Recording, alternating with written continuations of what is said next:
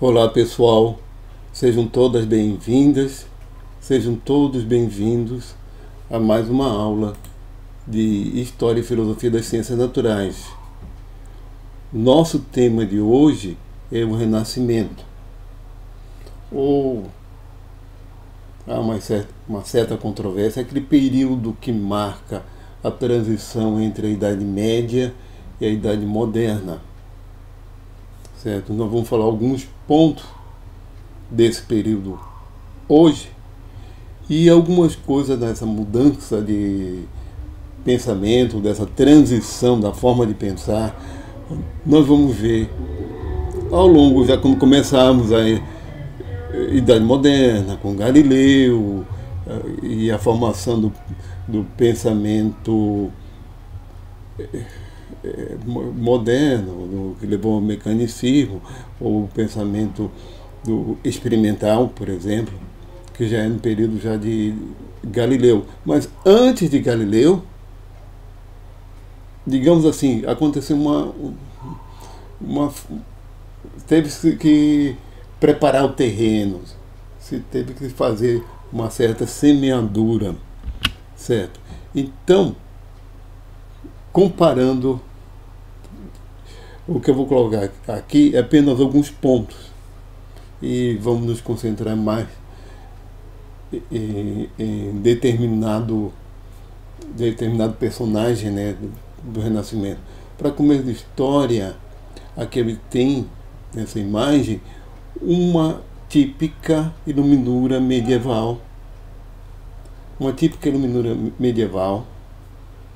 mostrando a arte medieval, em que nós temos o espaço agregado e não o espaço tridimensional, e não é um espaço em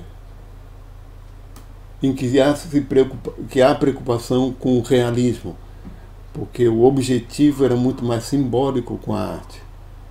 Então, nós temos um espaço agregado em que os elementos figurativos presentes nas pinturas medievais, estava ali muito mais pelos seus valores simbólicos.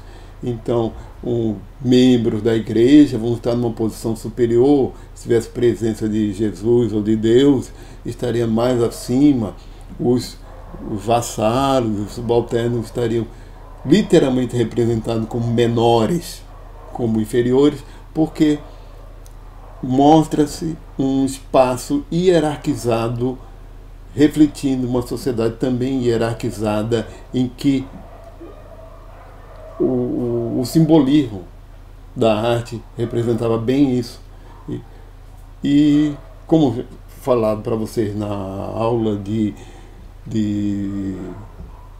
do pensamento medieval, do período medieval, estava tudo se convergendo para a teologia cristã.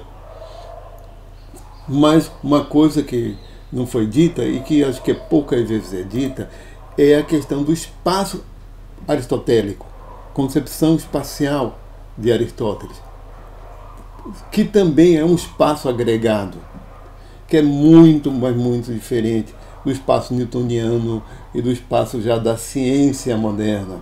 Isso leva em conta o contemporâneo. A concepção de Aristóteles para espaço, certo, era que os corpos, os seres, ocupavam os seus lugares naturais, ou tendiam a ocupar seus lugares naturais. Eu posso dizer o seguinte, que para Aristóteles a Terra e os outros astros geravam seu espaço por existirem.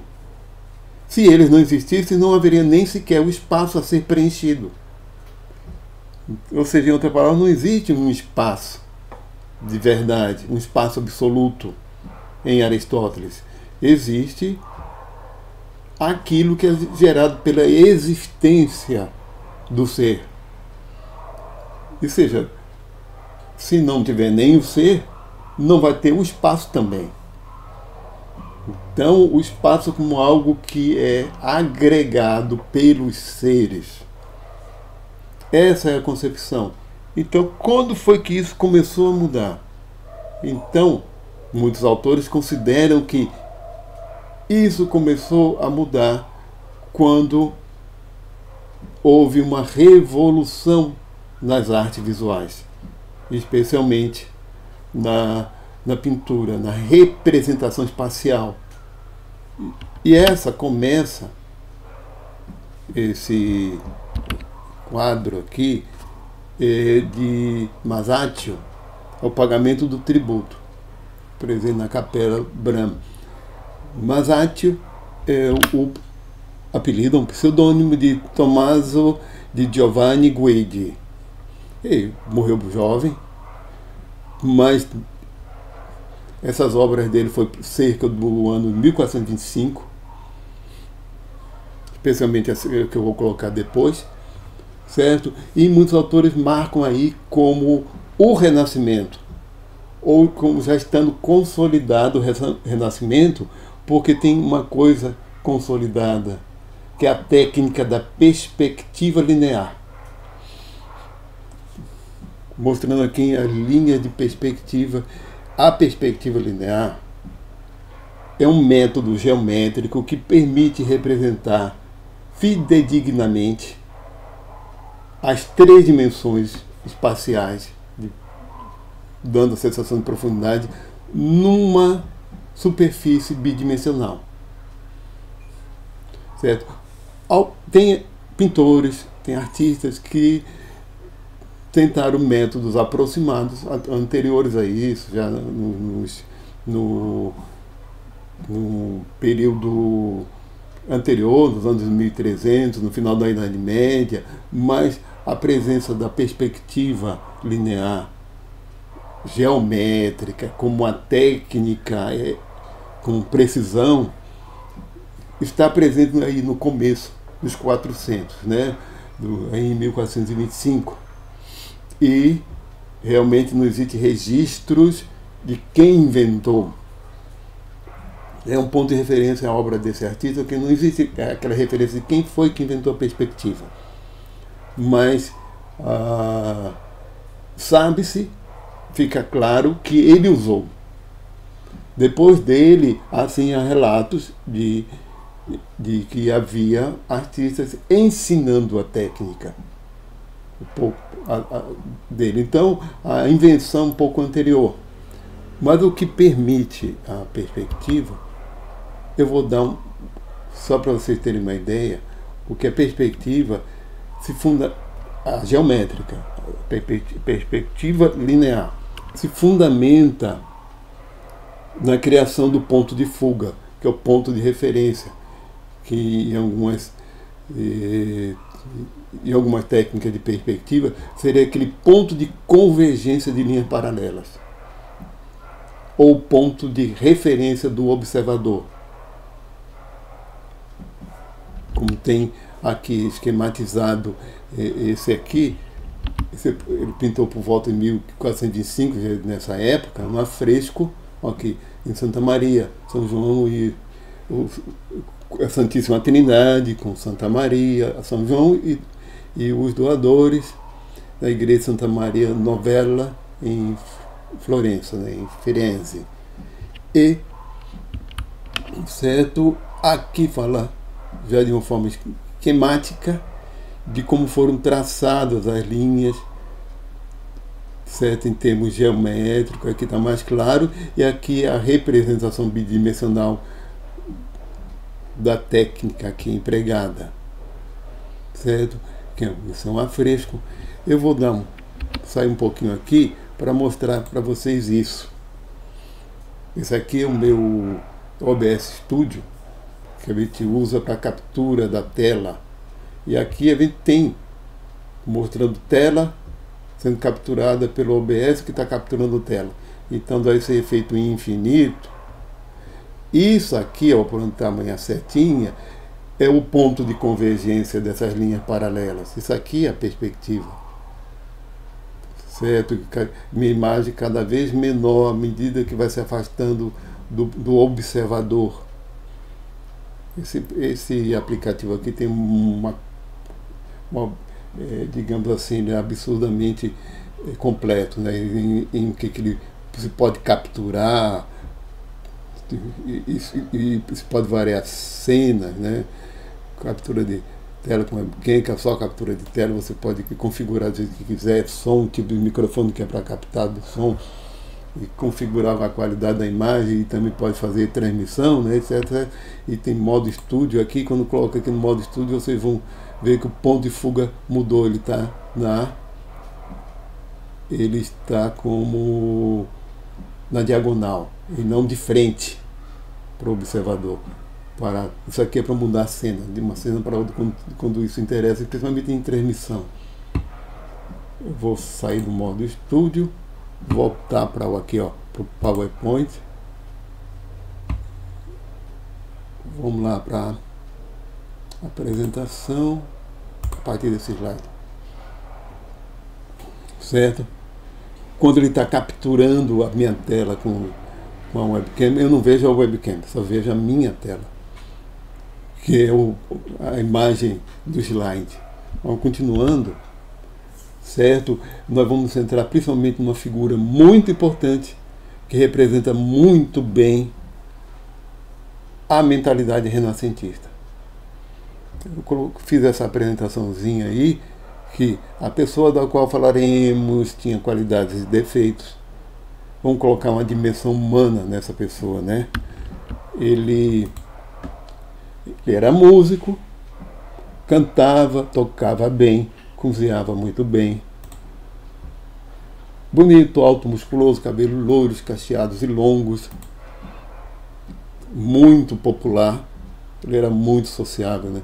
Vivia cercado de amigos, sempre ajudava eles, homossexual assumido, vegetariano, personalidade radiante, magnética, muito admirado. Ou seja, ele realmente não era uma pessoa introvertida, era uma pessoa extremamente sociável e extrovertida mesmo. Tornou-se muito conhecido inicialmente pelos espetáculos teatrais, que dirigia e produzia, especialmente como cenógrafo e pelos efeitos especiais, especialmente quando jovem. Ele era muito envolvido com teatro mesmo, e o teatro na época era feito para os nobres, para os senhores, para os eventos, para as festas que eles davam. E tanto é que músico, cantava e criava instrumento musical também, instrumentos musicais. Tornou-se, então, também se tornou conhecido por suas habilidades de engenheiro e projetista, bem como pela cultura geral muito ampla. Não teve educação formal, foi filho bastardo e ilegítimo. Ele não era nobre, o pai dele, mas era um homem de posses por ser um notarial, por ser um dono de registros, né? É o que a gente hoje chama de cartório, né? Ele era um dono de cartório, digamos assim, num momento que isso era muito rentável, porque se resolvia disputas de propriedades e de herança a partir desses registros. Foi uma época que isso se tornou muito importante. Era inconstante, procrastinador, justamente por ser muito perfeccionista.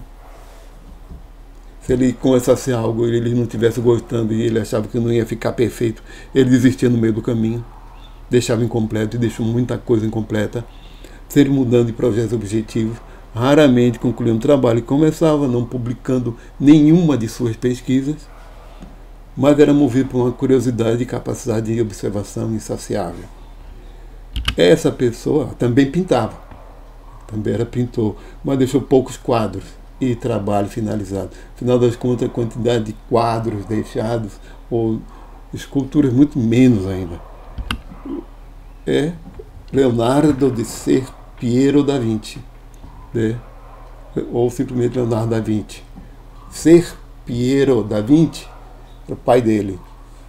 Vinci é uma pequena cidade perto de Florença. Ele era, ou seja, era florentino, era toscano, do mesmo jeito que Galileu.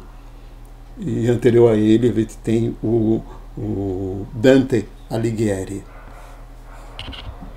Então, muita coisa que eu peguei aqui, porque eu tenho essa biografia há algum tempo, de Leonardo da Vinci e Walter Isaacson. Ele é autor de várias biografias. Ele tem de Einstein, que eu já li também, como também tem de Bill Gates, né? Tem mais outra, que agora não estou lembrado de quem. Mas, e eu deixei para a turma de História e Filosofia das Ciências Naturais referências de textos pegando aí desse livro, mas especialmente da parte que está envolvido muito mais do lado científico ou de filosofia natural de Da Vinci e um pouco menos da parte de arte dele. É muito mais focado nessa parte e menos ainda na parte de biografia dele. Então tem um capítulo dedicado à metodologia ou concepção metodológica científica de Da Vinci, que ele antecipou em um bom tempo o pensamento empirista, entre outras coisas, né? Vamos, aqui eu coloquei alguns exemplos de obras, porque aqui ele já domina não só em Da Vinci, né, Leonardo da Vinci, ele não, que é um período já, acho que eu cometi desculpa o engano, mas isso é facilmente, dá para facilmente consultar. Se eu não me engano, ele nasceu em 1400, foi no final de 1400 e faleceu em 1500 e alguma coisa, 1517, se não me engano, aos 67 anos. Ele faleceu na França. Então ele já não pegou já o período final, ele pega o período final dos 400 italiano, né? E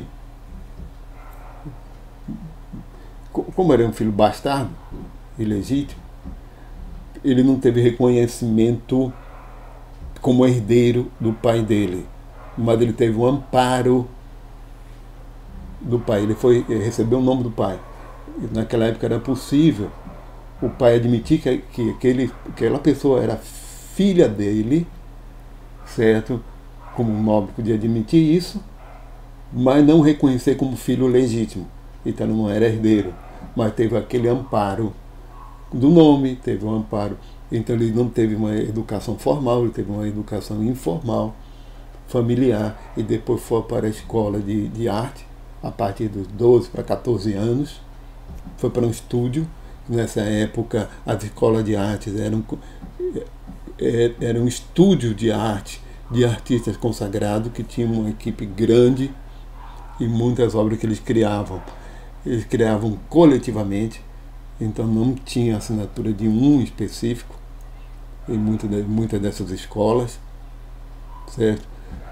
E esse exemplo aqui, que já na época de Da Vinci, ele não apenas dominava a perspectiva geométrica, mas há outras formas de se gerar a tridimensionalidade no espaço bidimensional.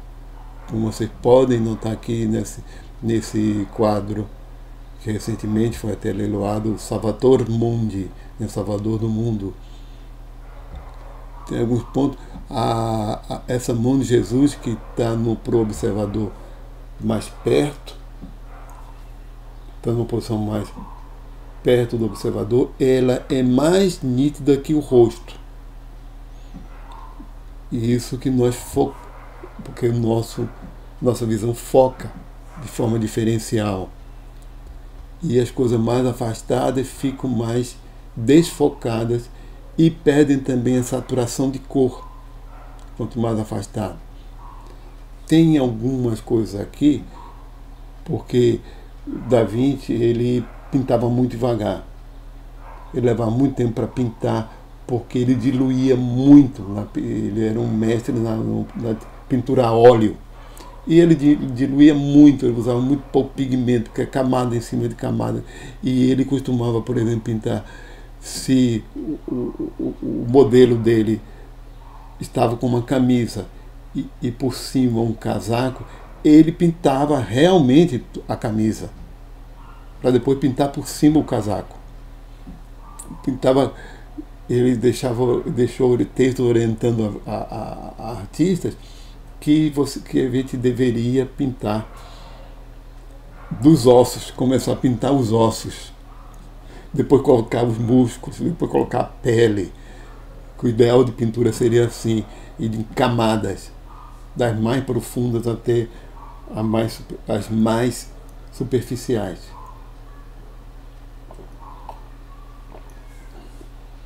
Tem um detalhe aqui que esse autor até comenta, por isso que eu peguei, é que essa esfera é uma referência aos Medici de Florença, da Toscana, os senhores da Toscana, que nós vamos ver em Galileu também, a continuação, mas em Galileu pega a decadência da Toscana e a decadência da família Medici no controle da Toscana. Mas Da Vinci chegou a pegar o auge do poderio da família Medici. Então, um dos primeiros patronos, se não me engano, foi o primeiro patrono dele, era da família Medici. E a esfera de cristal faz parte dos símbolos da família Medici. Isso é uma referência com essas 3 incrustações. E essa esfera é sólida porque mostra a deformação aqui na mão de Jesus segurando. Mostra a deformação. Mas tem uma outra coisa aqui. Não mostra a deformação da imagem no manto de Jesus. Os autores consideram que isso foi de propósito, porque Da Vinci sacrificou o realismo da imagem em função da estética. E isso, estamos chegando a um ponto. O que acontece no Renascimento em relação à Idade Média é a formação de mentalidade realista. E isso começa pela arte. A arte quer representar, passou a querer representar e passou a ter ferramentas para isso, representar a realidade e não mais questões simbólicas. Então, o uso da luz e Da Vinci, ele acabou desenvolvendo uma técnica muito apurada com o esfumato, com técnica que ele não pintava os contornos de forma definida, porque ele queria aproximar o máximo, porque nós não, ao vermos uma pessoa, vermos uma paisagem, nós não vemos linhas definidas. Então ele não se concentrava na hora de pintar nos contornos. Nosso cérebro que forma esses contornos. Se nós prestamos atenção como a gente enxerga a partir de linhas definidas. E isso era uma crítica que ele fazia lá ao tipo de pintura de Michelangelo. E os dois não se davam bem por culpa do Michelangelo, né? Depois você pode até procurar saber. Michelangelo era o oposto de Da Vinci. E era mais jovem. Mas era o oposto. Enquanto Michelangelo era um carola em relação à igreja, Da Vinci só não se dizia ateu, né, porque ele talvez um agnóstico, mas só ele não falar com isso porque ele se reservava, como que se perguntasse questão religiosa para Da Vinci, ele diria alguma coisa do tipo que não é assunto que ele entendesse, que ele deixava essas questões de religião para os teólogos, que ele não era um teólogo, certo? Aqui a mulher com Arminio, que provavelmente era uma amante do Medici, lá do patrono dele, que há muita inovação técnica nesse quadro. Então até a postura da modelo, da pessoa retratada, e ela não está nem em frente e muito menos de perfil, como se costumava pintar, e que ele achava que a pintura de perfil não conseguia retratar a personalidade da pessoa retratada, porque isso é essencial em Leonardo da Vinci, o conseguir captar a personalidade daquela pessoa que está sendo retratada, conseguir passar o estado emocional dela. Dizem que quando ele era jovem ele ia para a praça com um caderno de desenho e ficava observando as pessoas e fazendo os esboços e observando atentamente como elas falavam, como elas se expressavam, como era a expressão, como eram os tons de vozes, etc. E isso é a parte, digamos, o grande ponto forte de Da Vinci, da genialidade dele, era a capacidade de observar o mundo. Tudo é uma consequência disso. Ele tinha uma capacidade de ter contato com o mundo de uma forma extraordinária. Por isso ele era extremamente social também. Porque ele conseguia estar em contato com as pessoas, conseguia sentir. Ele tinha um nível de empatia muito elevado. Certo? Tinha um nível de empatia com as pessoas muito elevado. Por isso também que ele era uma pessoa muito amigável. E o nível de empatia tão grande também que ele acabou se tornando vegetariano. Ele era sensível ao sofrimento também de animais. O mais famoso dele, por que esse quadro é tão famoso?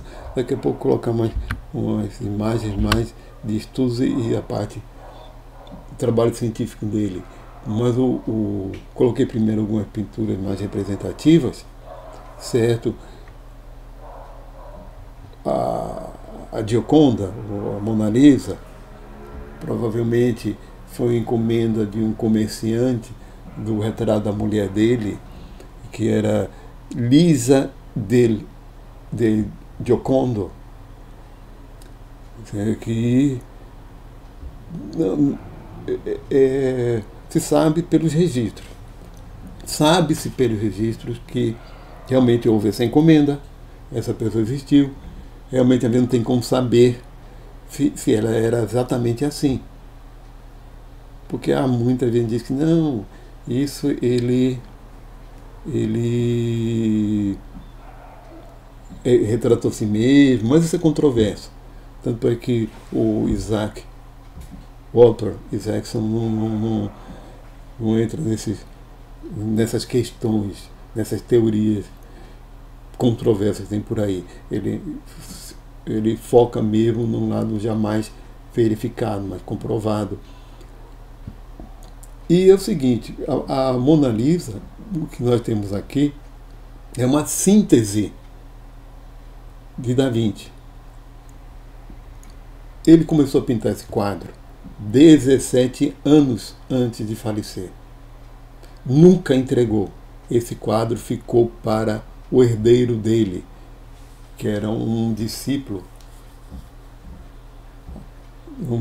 dele que acabou sendo o companheiro dele quando ele faleceu. Então, lá na França, esse quadro estava lá, entre os pertences. E os relatos é que historiadores, poucas décadas depois, relatavam que a pele dava para perceber os poros, dava para perceber que os cílios se afinavam. Ela tinha uma base mais larga e ia se afinando. É o que a gente diria hoje em dia de hiperrealismo. Dá para sentir a pele, os poros da pele, dá para perceber. E um quadro desse, lógico que ninguém atreve a restaurar, mas esse amarelado é do tempo mesmo, da idade. Né? Que as cores eram muito mais reais do que isso que a gente vê. Certo? Não é um quadro de grandes dimensões, se não me engano é de 50 por menos de 70 centímetros, 40 e tanto por 60 e alguma coisa, por aí. Não é um quadro também pequenininho não, mas não é um retrato, certo?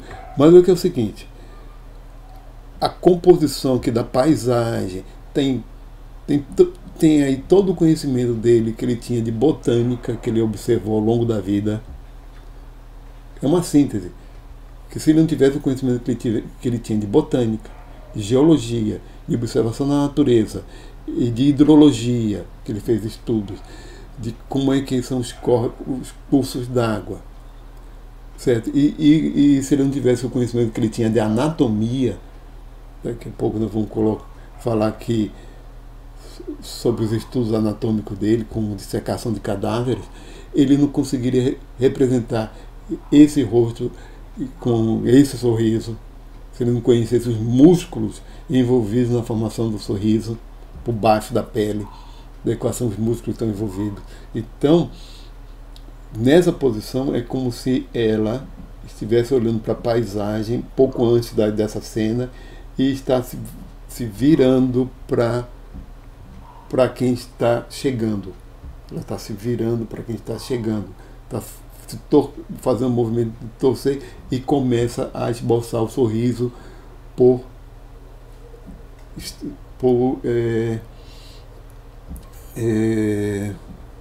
ter visto, né? Aquela pessoa que está chegando, ou seja, por gostar da visita, né? Gostar daquela pessoa. E se você notar, eu estou até conseguindo chegar nessa imagem aqui. Essa pupila aqui está menor que essa, está mais apertada que essa. Ou seja, isso acontece em 20% das pessoas.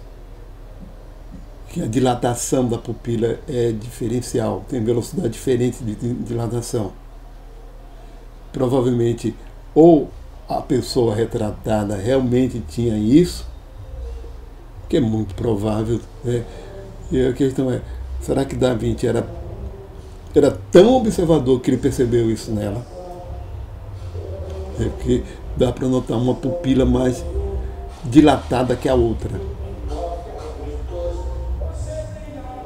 Vamos lá. Então, estudos, cadernos que ficaram de movimentos de animais, de cavalo, de proporções de rosto.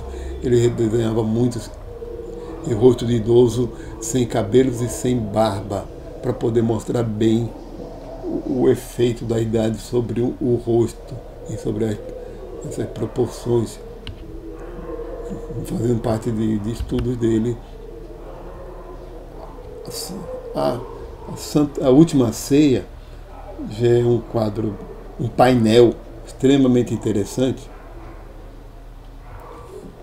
Como estamos de tempo, olha, é um painel extremamente interessante por vários motivos. Certo? Ele é muito grande. Vou ver se tem aqui a imagem. Isso aqui são a perspectiva. Aqui temos o ponto de fuga aqui no rosto de Jesus. E aqui nós temos os apóstolos. Eu esqueci de dizer, a dimensão disso aqui. Isso está num refeitório de um mosteiro na Itália. Tem cerca de 4 metros, um pouco mais de 4 metros de altura, por um pouco mais de 9 metros. É um painel feito em afresco. Por isso a qualidade da imagem dele, e até que fizeram uma certa restauração, porque Da Vinci ele não tinha paciência para lidar com afresco, que tem que ser uma técnica rápida. Então ele tentou uma coisa mista, usando com óleo, e aquilo caiu os pedaços, né? A técnica não foi muito bem adequada para a parede, para se pintar em parede. Mas isso aí mostra a cena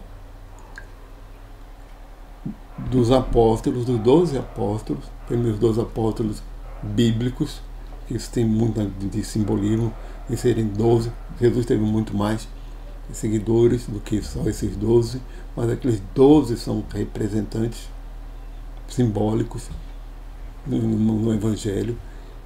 A reação dos apóstolos ao anúncio de que um deles iria trair. Então, essa reação aqui está em grupo de 3. 3, mais 3, mais 3. Sendo que há uma sequência linear, temporal aqui. Esses são os que mostrando as reações imediatas. Aqui, um pouco. Não, esses outros 3 estão um pouquinho depois começam a conversar entre si. Esses aqui eles estão levando susto. Aqui começam a se questionar entre si. Quem que será? Aqui eles estão negando. Estão começando a negar. Dizer, não vou ser eu. E esses aqui já estão querendo deliberar. Pensando no que fazer. Então está na sequência temporal. Uma outra característica desse painel que os autores interpretam, até pelo que está à mesa, pela alimentação que está à mesa, isso aqui, o que tem aqui na mesa, é um banquete típico do período de Da Vinci, do período dele, Leonardo da Vinci. E as pessoas representadas realmente são pessoas que ele conhecia. E que estão aqui como desempenhando os papéis. O papel de Jesus, o papel de Pedro. Né?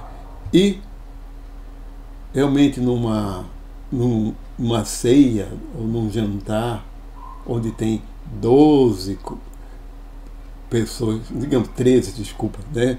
Os 12 mais Jesus, eles não sentariam assim, de frente para o espectador, para quem estiver assistindo. Isso aqui é uma arrumação, é uma distribuição estética. E até porque essa mesa é bem estreita, essas coisas que eles analisaram, isso parece, em outras palavras, uma cena de teatro. Ou seja, Da Vinci teatralizou um pouquinho a cena, como ele mostrou aí, isso da experiência dele de produtor teatral. Ele foi por anos. É como se tivesse uma cena de uma peça da Paixão de Cristo. Aqui a perspectiva, cada um, Bartolomeu, Tiago Menor, etc. Cada um. Pronto. Estudos anatômicos. Da Vinci dissecou mais de 30 cadáveres.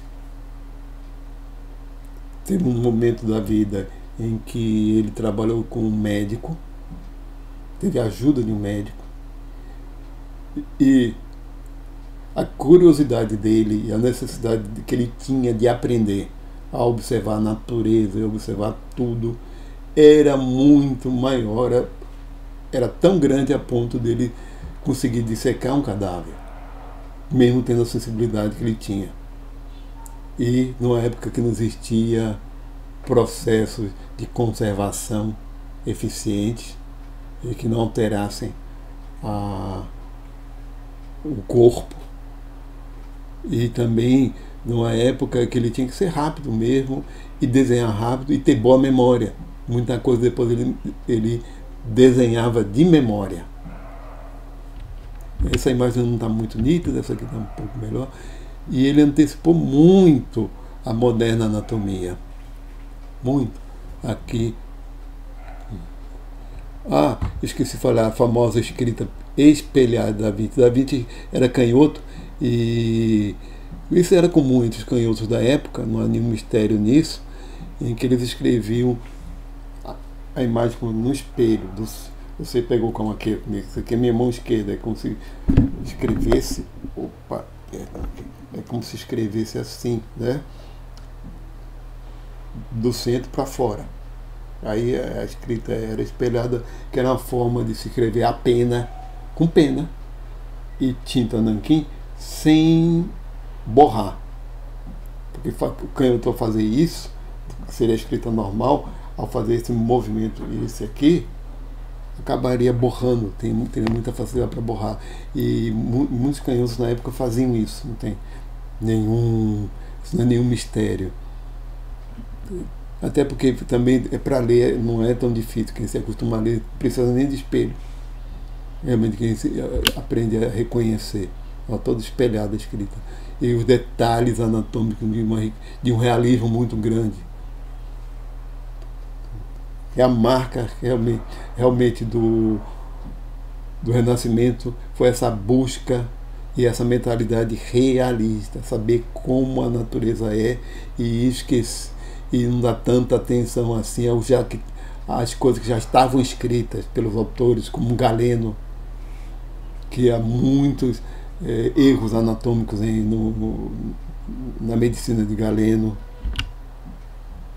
Sim, coloquei essa foto aqui. Depois eu posso até consultar, que eu não me lembro agora onde está esse cavalo. Esse era um projeto, foi um projeto de Da Vinci para a família Sforza de Milão, que não deu certo, porque ele não conseguiu, por forças de contexto na época, ele não conseguiu realizar esse trabalho. Ele chegou a fazer um molde em argila e fazer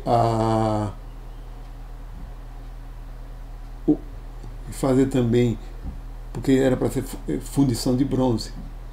Então, alguns artistas, pessoas se reuniram para reproduzir o trabalho que Da Vinci não conseguiu fazer, porque teve uma guerra entre a França e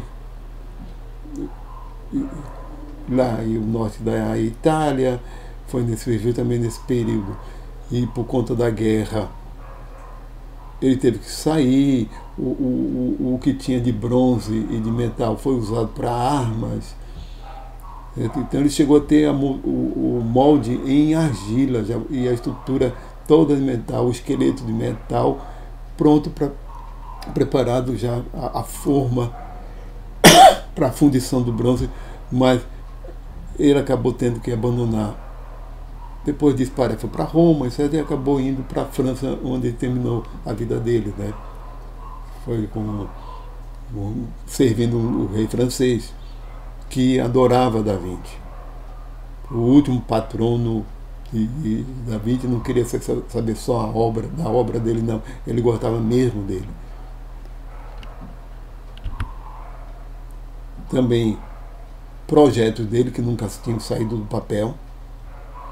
Ele era um observador tão apurado, digamos assim, que pelo que ele deixou escrito, que nunca foi nada publicado em livro, etc. Na época dele, os cadernos ficaram por causa na corte lá desse rei francês, e as anotações, os chamados códex, né, que ele era organizado em cadernos. Ele era um observador tão atento que ele conseguiu entender por que uma ave consegue voar. Pelo formato da asa, pelo movimento que a ave faz e do jeito que são as correntes de ar.